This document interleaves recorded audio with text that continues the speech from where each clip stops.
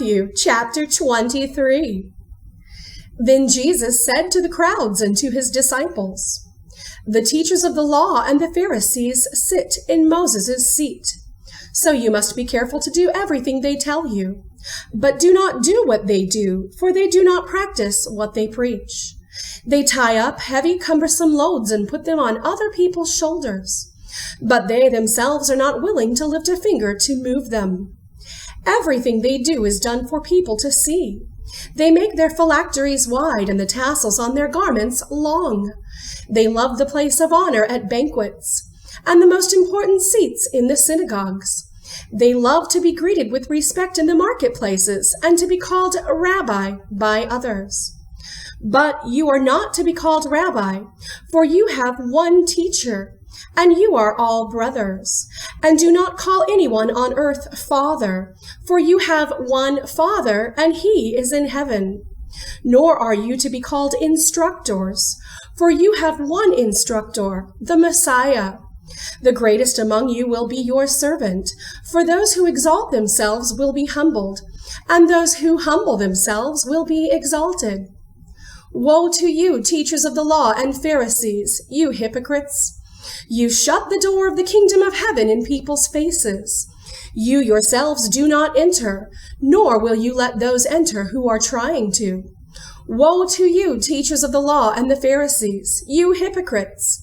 You travel over land and sea to win a single convert, and when you have succeeded, you make them twice as much of a child of hell as you are. Woe to you, blind guides! You say, if anyone swears by the temple, it means nothing, but anyone who swears by the gold of the temple is bound by that oath. You blind fools! Which is greater, the gold or the temple that makes the gold sacred? You also say, if anyone swears by the altar, it means nothing, but anyone who swears by the gift on the altar is bound by that oath. You blind men! Which is greater, the gift or the altar that makes the gift sacred? Therefore, anyone who swears by the altar swears by it and by everything on it, and anyone who swears by the temple swears by it and by the one who dwells in it. And anyone who swears by heaven swears by God's throne and by the one who sits on it.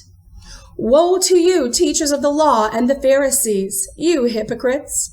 You give 1/10 of your spices, mint, dill, and cumin, but you have neglected the more important matters of the law, justice, mercy, and faithfulness. You should have practiced the latter without neglecting the former. You blind guides! You strain out a gnat, but swallow a camel. Woe to you, teachers of the law and the Pharisees, you hypocrites! You clean the outside of the cup and dish, but inside they are full of greed and self-indulgence. Blind Pharisee, first clean the inside of the cup and dish, and then the outside also will be clean. Woe to you, teachers of the law and the Pharisees, you hypocrites! You are like whitewashed tombs, which look beautiful on the outside, but on the inside are full of the bones of the dead and everything unclean. In the same way, on the outside you appear to people as righteous, but on the inside you are full of hypocrisy and wickedness. Woe to you, teachers of the law and the Pharisees, you hypocrites! You build tombs for the prophets and decorate the graves of the righteous. And you say, if we had lived in the days of our ancestors, we would not have taken part with them in shedding the blood of the prophets. So you testify against yourselves that you are the descendants of those who murdered the prophets. Go ahead then and complete what your ancestors started. You snakes, you brood of vipers! How will you escape being condemned to hell? Therefore I am sending you prophets and sages and teachers. Some of them you will kill and crucify. Others you will flog in your synagogues and pursue from town to town.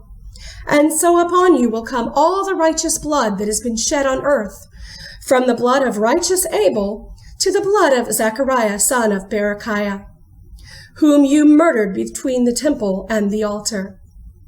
Truly, I tell you, all this will come on this generation.